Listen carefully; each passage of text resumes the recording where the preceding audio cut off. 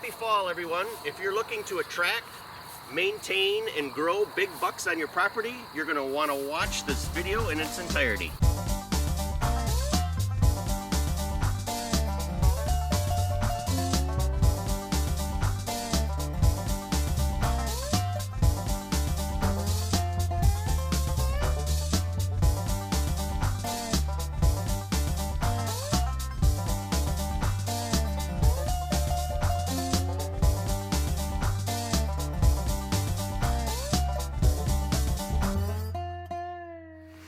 Hello everyone, Mike Sanders here. I have been an agronomist and a farmer for the last 35 years.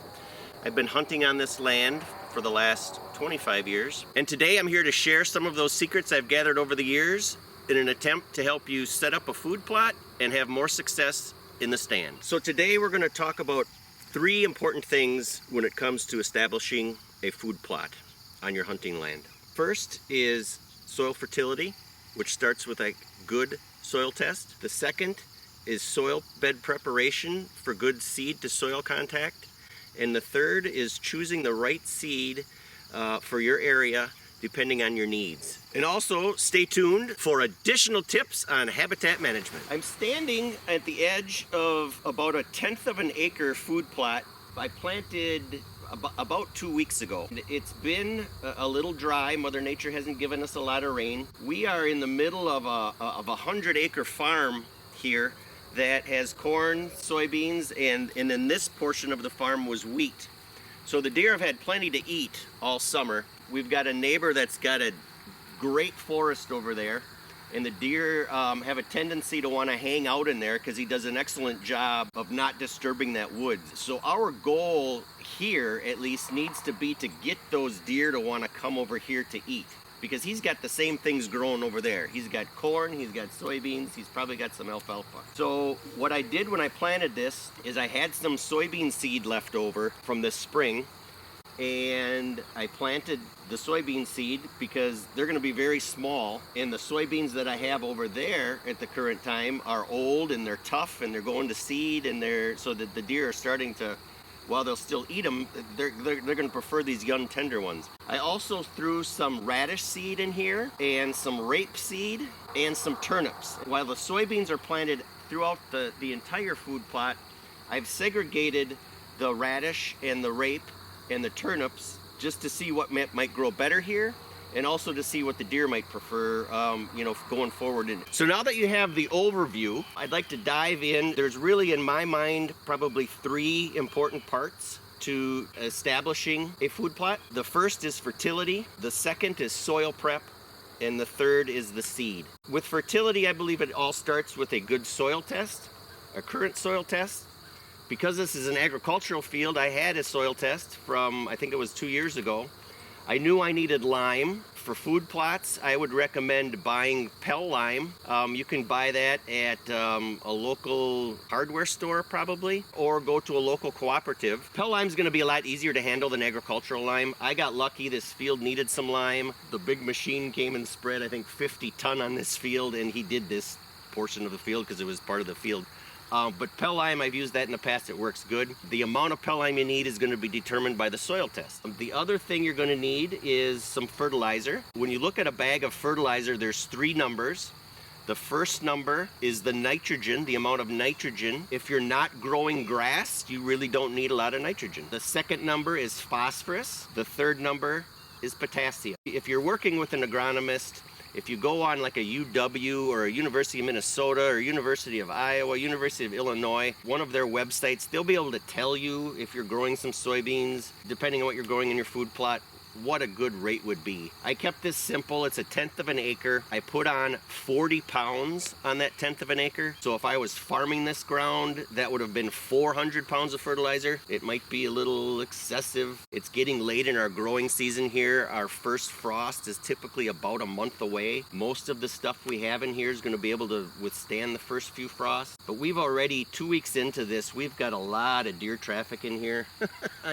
There's footprints everywhere, and hopefully with some rain this will explode on us and get it even bigger and better looking. So that takes care of the fertility portion, I believe. The next is soil preparation. I'm fortunate This is an agricultural field. I've got agricultural equipment. I just brought an old disc in here and worked it up. I've got a rototiller at home that I use in the garden. I could have easily brought that up. It just would have taken more time. I've got another little food plot that we planted in the middle of a woods that's got incredible amount of shade from hickories and oak trees. I took 2 rakes out there and threw down some ryegrass seed this spring, and we've got ryegrass growing out there now. So don't think that just because I've got a disc and that's easy, but you can, if you want to get it done, you can get it done in small food plots in big areas, as long as it's something different. I know I've seen it work. The main reason we want to get good soil preparation is we need the seed to be able to contact soil. If you've got a whole bunch of residue, if you've got a whole bunch of sticks, obviously if there's a seed laying on top of a leaf, it needs soil to seed contact in order to get good growth. If you cheat the soil to seed contact, if you don't do a decent job of that, you're not going to succeed. The final step is determining what seed you want to use. As the combine went over this field, it left some wheat seed. If you're in the middle of a woods, you're not going to have that option, but you could plant grass if you wanted to. Grass is going to probably be the easiest thing to grow. All seed packages are going to have depth that you should plant at. The smaller the seed, the shallower that you want to plant it. If you plant it too deep, it's not going to come up. If you leave it all on the surface, again, you don't have that soil to seed contact. So like I said before, this is an agricultural area, so we've got things growing in here that aren't in the rest of this farm to try to bring the deer in, try to attract the deer in. If you're interested in what you should possibly plant in your area, drop a comment below. We'll get back to you. This is about a 2, maybe a 3 acre woods in the center of one of our properties that has been attacked by buckthorn. So this winter, a few of us spent probably a day and a half out here. There was a whole bunch of buckthorn that was at least that tall. This is a little more established tree. It's actually a bush for the most part. These are probably half its age, and it starts out, I mean, it's just this little guy here, and you think you don't have a big problem, and it gets a very dark purple, almost black berry that the birds, and I think maybe even the deer eat, obviously help spread it. Our other problem, which I think is wild cucumber, because there's some back behind us, and that is this. This is like Tarzan swinging stuff if it goes too long. So what we're doing is we're clear cutting some of the buckthorn. We're cutting these wherever we see them, because these will get right to the top of the tree and choke it out.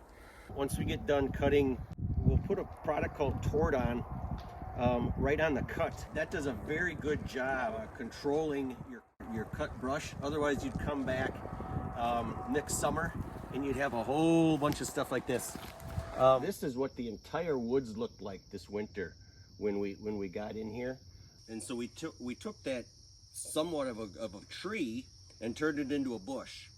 And I was in here a couple weeks ago with some crossbow, and it looks as though I'm gonna need to up my rate a little bit, because while I tickled them and make them, well, they're maybe a little crisper than I think. But our goal here is to open a bunch of this up on the outsides of this little woods and leave the middle kind of thick for refuge. Still a work in progress. We'll probably be back out this winter, and we'll shoot some more video when it's cleaned up and looking a lot better. Here's a different piece of property that we hunt where we clear cutted it last winter, and we had more luck here. The crossbow seems to be working a little better. It maybe wasn't quite as thick to begin with, wasn't quite as overgrown. So the area we're clearing is right behind us, and it comes into a marsh area. So we get a lot of willows, dogwoods, cottonwoods, but we saw a couple little oaks. So I just came in here, and I don't know, maybe 10 feet around them, I cleared out all the junk, and then I got some of our wonderful vine that likes to grow in them. I got them cut off. I did that with about 3 trees down here, so now this tree's got a chance to grow nicer, less competition, and I don't know, I'll probably never set a tree stand in it, but maybe a grandchild will. In front here, just as a little experiment, for those of you who don't have a tractor and you don't have a disc and you don't have a drill and you want to make a whole bunch of excuses why you can't do a food plot, I came out here this spring with 2 rakes and a bag of shady lawn seed mix. And I mean, while it's not terribly impressive, I mean, there was nothing growing here before, and you can see that I think it was mainly perennial ryegrass, but it caught. It's something the deer don't have. I'm hoping next year to come out and cut the little stumps off and maybe bring the rototiller out and either expand it or put some different stuff in just to try to hold the deer in here a little bit better. Thank you for watching. Hope you enjoyed. Hope you learned a little something. Hope we inspired you to start a food plot. If you enjoyed this video, please remember to subscribe, like it, throw some things in the comments. Thank you for watching.